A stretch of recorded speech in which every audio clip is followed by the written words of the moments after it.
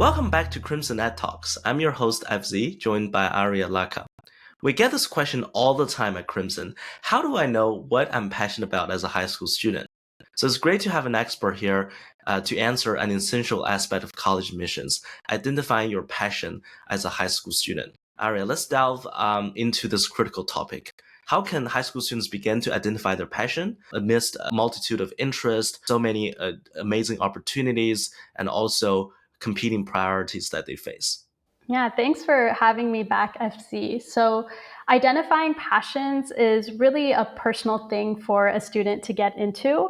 And one way I recommend for students to start understanding this for themselves is to really reflect on what activities or topics they find themselves naturally doing in their free time. So, what do they actually like to spend their time outside of the classroom doing? So a lot of students, they like to volunteer or maybe code in their spare time, or maybe it's delving into historical research. These interests and really identifying what they are can provide valuable clues about where your passions lie. So really tune into that. So, for example, if a student is really performing well in physics and enjoying art classes, they can start getting involved in clubs related to these subjects, which can lead to them getting involved in competitions or showcases, and this leads to even more opportunities. The key here is to meet like-minded people, and this will also allow the student to really decide if this is the career path they want to pursue. This is just one example. There are so many ways to develop a passion, but it's really important to explore. Join clubs, take electives, or even seek out internships. You can be any age, you don't have to be high school level. The earlier you get started on identifying the passions, the better prepared you are for your college application. 100%. I think that, today we have a lot of option, which is incredibly fortunate. But at the same time, I think, sometimes having a lot of options can deter students from getting on some, very solid hands-on experience. So I would say definitely, sort of like roll up your sleeves and get into some of the things, and you will quickly realize whether this is something you're passionate about or something not. And either way, it's a useful piece of information. At Crimson, we also have a bunch of tools that can guide students through this process. We have a quiz that you can take to understand whether what's good for you, and you can also speak to our very experienced mentors who can share their thoughts and recommendations based on your situation, so you can really go for that most direct route.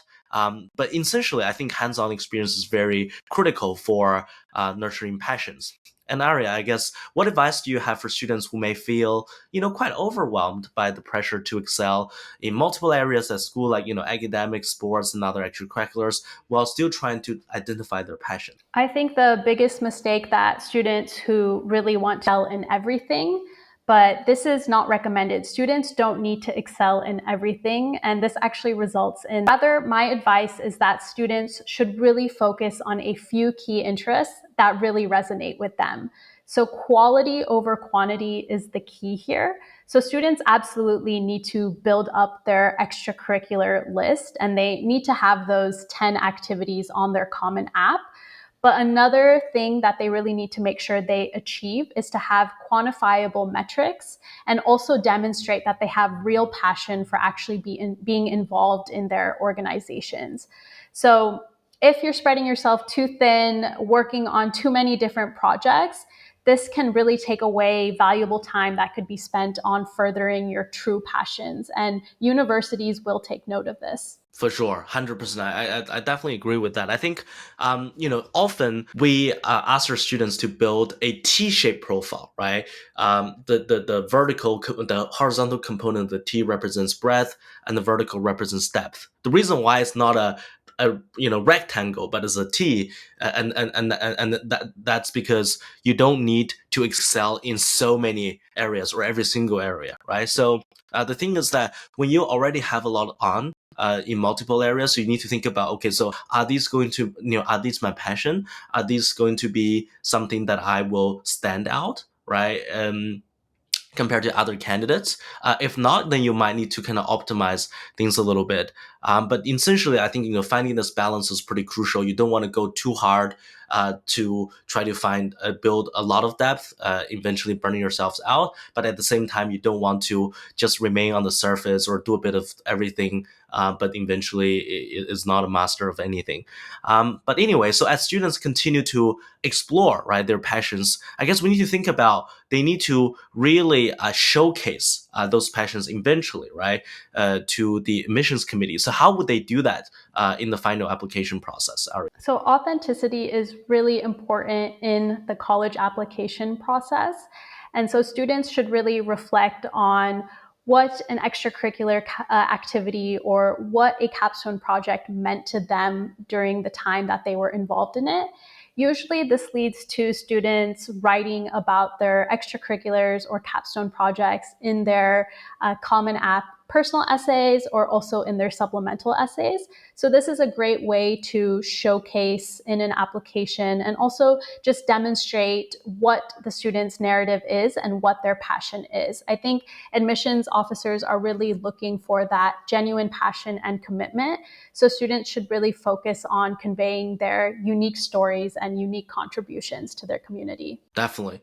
I think overall, making sure that you find your passion, execute something, within your passion, and then do a good job showcasing that to, the great work you do to your future universities is a very important, whole process that you have to follow. So I guess whether you're a high school student navigating extracurriculars or exploring your passions, it's essential to stay true to yourself and pursue what truly ignites your curiosity and drive. And that's the same for me as well.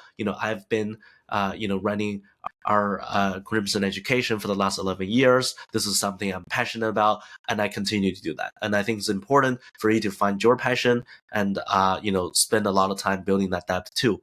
At Crimson, we understand the importance of personalized guidance and support on your education journey. Our team of experts is here to help students from all corners of the globe achieve their dreams of attending top universities.